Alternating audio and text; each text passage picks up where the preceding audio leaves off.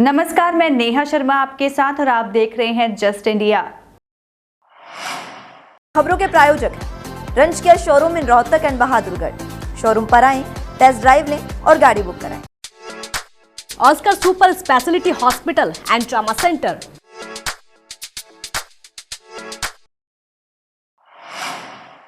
हरियाणा में विधानसभा चुनाव से 3 महीने पहले ईडी एक्शन में आ गई है। शुक्रवार शनिवार की रात ईडी ने सोनीपत से कांग्रेस विधायक सुरेंद्र पवार को गिरफ्तार कर लिया है। जी हां, सूत्रों के मुताबिक उनके सोनीपत स्थित घर से ही उनकी गिरफ्तारी की गई है।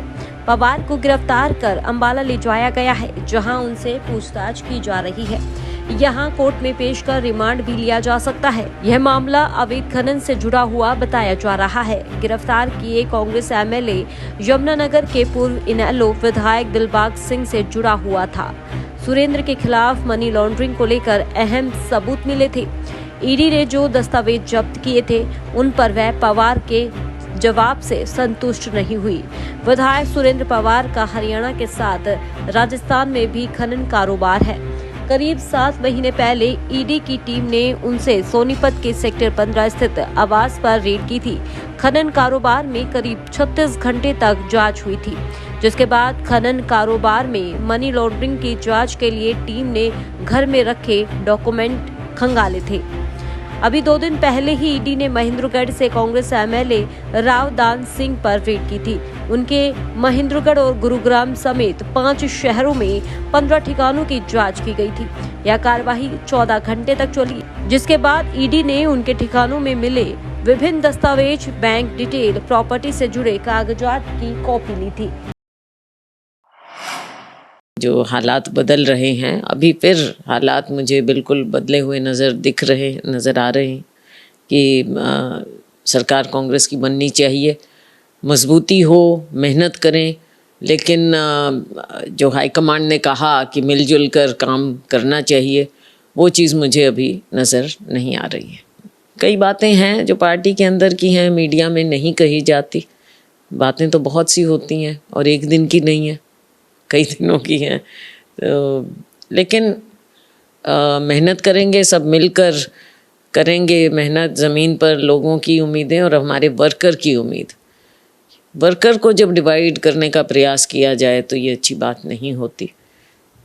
वर्कर तो कांग्रेस का है, कांग्रेस से उम्मीद रखता है, मेहनत करता है ज़मीन पर, तो हम उसको भी लेट डाउन ना करें। और जो लोगों की उम्मीद है आज की कांग्रेस की सरकार आए, उसके लिए सबको काम करना चाहिए। क्या सबको साथ लेकर चलने का उनका प्रयास है या सिर्फ अपने ही यहाँ पर बिल्ड करने का प्रयास है? तो ये तो लोग देख रहे हैं। सिर्फ शैलजा के कहने की बात नहीं है। शैलजा बोल देती है थोड़ा बहुत, वो अलग बात है, लेकिन आम वर्कर जो महसूस कर रहा है वो साफ नज़र आती हैं बात।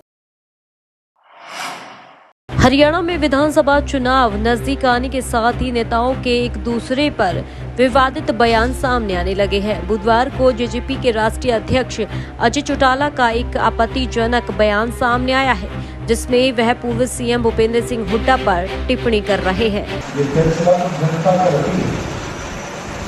किसको चुन करके भेजना है, किसको घर भेजना है।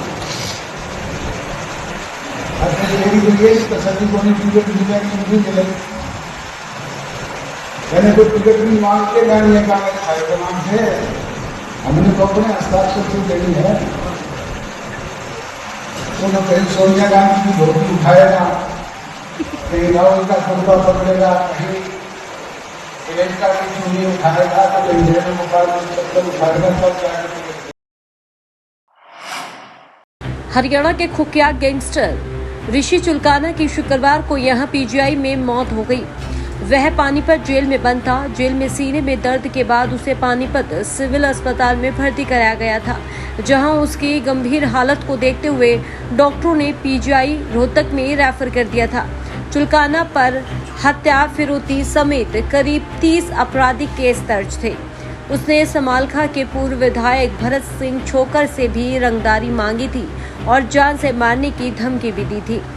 ऋषि चुलकाना पानीपत के चुलकाना गांव का रहने वाला था। वह हरियाणा के कुख्यात गैंगस्टर रहे दिनेश चुलकाना का शूटर था। ऋषि चुलकाना और रवि कमांडो गैंगस्टर दिनेश चुलकाना के लिए काम करते थे। आरोप है कि 2004 में ऋषि ने अपने ही साथी रवि कमांडो के परिवार के ही एक सदस्य की हत्या करवा दी थी, लेकिन बाद में दिनेश चुलकाना ने दोनों में समझौता करवा दिया। साल 2006 में दिनेश चुलकाना के एनकाउंटर के बाद दोनों उसकी गैंग को ऑपरेट करने लगे। रवि कमांडो के परिवार के सदस्य की हत्या के बाद ऋषि के साथ समझौता हो चुका था, लेकिन पुलिस से कार्रवाई करते हुए ऋषि को गिरफ्तार कर लिया। गिरफ्तार होने के बाद कई साल चले केस के बाद ऋषि को इस हत्या के मामले में सजा सुनाई गई थी। रोहतक के सोनीपत रोड पर JLN नहर पुल के पास एक बेकाबू कार सड़क किनारे बनी झोपड़ियों में जा घुसी और पलट गई। इस हादसे में झोपड़ियों में रह रहे 3 लोग घायल हो गए। कार चालक मौके से फरार हो गया। घटना की सूचना पुलिस को दी गई है। घटना की सूचना मिलते ही पुलिस मौके पर पहुंची और जांच शुरू कर दी। शनिवार सुबह जवाहरलाल नेहरू नहर पर गांव बोहर की तरफ पटरी पर सोनीपत की ओर से एक ऑल्टो कार आ रही थी। इसी दौरान चालक का संतुलन खराब हो गया, जिसके बाद गाड़ी पलटकर और एक झोपड़ी में जा घुसी, जिसमें बुजुर्ग महिला प्रेम धर्मवीर और अनिल घायल हो गए हैं। घायलों को इलाज के लिए अस्पताल में भर्ती कराया गया है। उड़ा था, पूरी स्पीड पा रही थी गाड़ी, उसने उस तक ब्रेक नहीं लगे, उड़ा था, गाड़ी चढ़ा दी फिर अड़ा आ गई। 2 मानस तो अड़े बैठे थे, एक तो लेडीज थी, बच्चे ने लेकर बैठी थी खाट पे, और एक बंदा अड़े बैठा था, उसका भी लगी, अनि वो भाजा था, इसका भाजता मारी, ये तो गिर गया अरे ने, वो फिर उसका लायक गई, ये कार्य नहीं हुआ। तो अब क्या मांग है आप?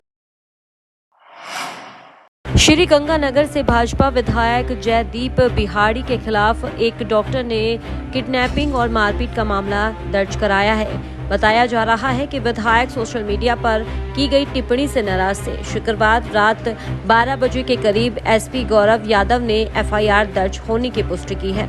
बताया जा रहा है कि डॉक्टर श्याम सुंदर अरोड़ा ने FIR कराई है। वहीं विधायक पर मुकदमे से व्यापारियों में नाराजगी है। कई एसोसिएशन ने आज श्री गंगानगर का बाजार बंद रखने की घोषणा की है। केस दर्ज होने की चर्चा शुक्रवार देर शाम से ही थी, लेकिन कोतवाली थाना SHO पृथ्वीपाल सिंह ना तो थाने में मिले और ना ही फोन उठाया।